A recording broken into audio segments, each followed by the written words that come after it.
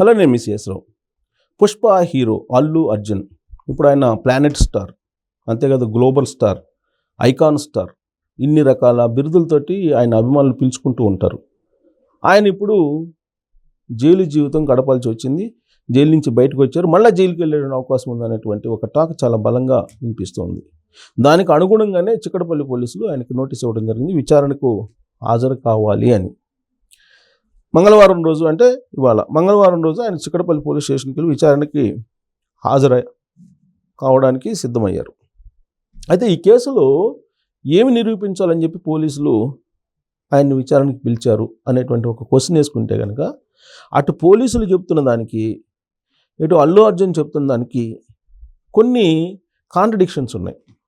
ఏంటి ఆ కాంట్రడిక్షన్స్ అని అంటే, అల్లు అర్జున్ ఏం చెప్తున్నాడు, ఆ రోజు సినిమా చూసేటప్పుడు నా దగ్గరకు వచ్చి పోలీసులు ఎవ్వరు రేవతి చనిపోయిందని కానీ, లేదా రేవతి పిల్లాడు బ్రెయిన్ డెడ్ అయింది కానీ పిల్లాడికి ఈ విషయాలు ఏమి చెప్పలేదు, తొక్కిసలాడు గురించి కూడా చెప్పలేదు అనేది ఆయన ప్రెస్ మీట్లో చెప్పినటువంటి మాట. సరిగ్గా ఈ పాయింట్ దగ్గరే పోలీసులు డివియేట్ అవుతూ ఒక వీడియోని కూడా రిలీజ్ చేశారు.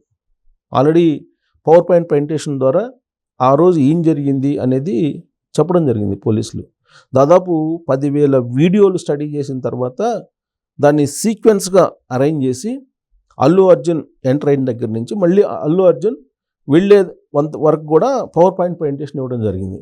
వచ్చేటప్పుడు ఆయన రూప్ టాప్ సంబంధించినటువంటి వెహికల్లో వచ్చి అభివాదం చేస్తూ వచ్చారు. మళ్ళీ పోయేటప్పుడు కూడా, అంటే అప్పటికే రేవతి చనిపోయారు, రేవతి కుమారుడు బ్రెడ్ అది ఆయన ప్రమాద స్థితిలో ఉన్నాడు, చావు బతుకుల మధ్య బ్రెయిన్ డెడ్ అయింది. అది తెలుసుకొని కూడా తిరిగి వెళ్ళేటప్పుడు అల్లు అర్జున్ రూప్ టాప్ మీద అభివాదం చేస్తూ అభిమానుల కేరింతల మధ్య వెళ్ళారు అనేది అసెంబ్లీలో రేవంత్ రెడ్డి గారు చెప్పినటువంటి మాట. దానికి అనుగుణంగా మరుసటి రోజు పోలీసులు పవర్ పాయింట్ ప్రజెంటేషన్ చేసి వీడియోలను డిస్ప్లే చేశారు. సో సరిగ్గా ఈ కాంట్రడిక్షన్ ఉంది కాబట్టి అల్లు అర్జున్ విచారణకు పిలిచారు. విచారణకు పిలిచి బహుశా ఈ వీడియోలనే డిస్ప్లే చేసి చూపిస్తారు. డిస్ప్లే చేసి చూపించి పైగా పోలీసులు అల్లు అర్జున్ దగ్గరికి వెళ్ళి ఇలా ఇన్సిడెంట్ జరిగింది, మీరు వెళ్ళిపోండి, మేము తొక్కిసలాట జరిగింది, రక్షణ ఇవ్వలేము అని చెబితే నో, నేను వెళ్ళను, సినిమా చూసే వెళ్తాను అని చెప్పాడనేది రేవంత్ రెడ్డి గారు అసెంబ్లీలో చెప్పినటువంటి మాట. అల్లు అర్జున్ ప్రెస్ మీట్లో ఏమంటున్నారు, నా దగ్గరకు అసలు పోలీసులే రాలేదు, నాకు అసలు చెప్పలేదు అని అంటున్నారు. మరి దీనికి ఎవిడెన్స్ ఏంటి? అతను పోలీసులు వచ్చారు, తనకు చెప్పారనేది ఎవిడెన్స్ ఉందా అని అంటే ఆ వీడియో మాత్రం డిస్ప్లే చేయలేకపోయారు పోలీసులు పవర్ పాయింట్ ప్రజెంటేషన్ ఇచ్చినప్పుడు. కానీ మరొక వీడియో మాత్రం డిస్ప్లే చేశారు. ఏంటి అని అంటే, ఆయన తిరిగి వెళ్ళేటప్పుడు ఆయనతోటి పోలీసులు ఉన్నారు. ఇప్పుడు ఆ వీడియోని బేస్ చేసుకొని పోలీసులు అసలు కలవలేదు అని చెప్పేసి అంటున్నారు కదా అల్లు అర్జున్.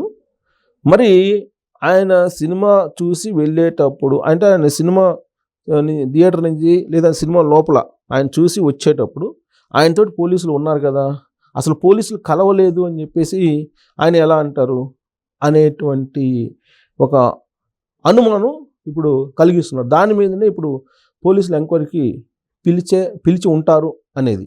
ఎందుకంటే ఇక్కడ ఏసీపీ వర్షను ఒకలాగా ఉంది, డీసీపీ వర్షను మరొకలాగా ఉంది. సో కాబట్టి ఏసీపీ ఏం చెప్తున్నారు, అల్లు అర్జున్కు సంబంధించి ఈ తొక్కిసలాట జరిగిన విషయాన్ని చెప్పడానికి ప్రయత్నించినటువంటి క్రమంలో అక్కడ ఉండేటువంటి బౌన్సర్లు అడ్డుకున్నారు, కలవడానికి అనుమతి ఇవ్వలేదు అనేది చెప్తూ ఉన్నారు. ఎవరు, రేవంత్ రెడ్డి గారు చెప్పారు. పోలీసులు ఏం చెప్తున్నారు, పోయి చెప్పాము కానీ వెళ్ళలేదు అని చెప్తున్నారు. ఆ తర్వాత డీసీపీ ఏమన్నారు, ఏసీపీ వెళ్ళాడు, ఏసీపీకి వాళ్ళు సమాధానం చెప్పలేదు, దాంతో తాను ఎంట్రీ అయ్యి బౌన్సర్లకు వార్నింగ్ ఇచ్చి వాళ్ళ మేనేజర్కి కూడా వార్నింగ్ ఇచ్చి అరెస్ట్ చేసి లోపల పంపిస్తాము, ఎక్కువ చేయమాకండి అని చెప్తే అప్పుడు అల్లు అర్జున్ కలవడానికి అవకాశం వచ్చింది. అల్లు అర్జున్ కలిసి ఈ విషయాన్ని చెప్పిన తర్వాత అతను థియేటర్ నుంచి బయటకు వచ్చాడు. వచ్చేటప్పుడు పోలీసులు ఉన్నారు ఆయనతోటి. అంటే పోలీసులు చెప్పి ఉండకుండా ఉండే అవకాశం లేదు, చెప్పారు కాబట్టి ఆయన థియేటర్ నుంచి బయటకు వస్తున్నారు. థియేటర్ నుంచి బయటకు వచ్చిన తర్వాత ఆయన కారులో కూర్చొని వెళ్తూ రూప్ టాప్ మీద నుంచొని అభిమానులకి అభివాదం చేశారు. అది క్లియర్గా కనిపిస్తుంది. సో ఇది నాకు తెలియదు, చనిపోయింది అంటున్నారు. పోలీసులు మేము చెప్పామంటున్నారు. సో పోలీసులు చెప్పే ఉంటారు, ఎందుకంటే ఆయన తీసుకొస్తున్నారు కాబట్టి. సో చనిపోయింది తెలిసి కూడా ఇతను అభివాదం చేశాడు. రిటర్న్లో అభివాదం చేసినటువంటి వీడియోస్ కూడా ఉన్నాయి. సో దానికి సంబంధించి అల్లు అర్జున్ని పిలిచి విచారించి ఆయన వాంగ్మూలం తీసుకొని ఆయన ఇచ్చినటువంటి సమాచారం మేరకు షార్ట్ షీట్ వేయడానికి ఖచ్చితంగా అవకాశం ఉంది. అందుకే చికటపల్లి పోలీస్ స్టేషన్కి ఆయన్ని పిలిపించారు. సో కాబట్టి ఇక్కడ పోలీసులు వర్షను, రేవంత్ రెడ్డి గారు అసెంబ్లీ చెప్పిన వర్షను, అల్లు అర్జున్ ప్రెస్ మీట్లో చెప్పినటువంటి వర్షను, ఇవన్నీ కూడా కాంట్రడిక్షన్గా ఉన్నాయి.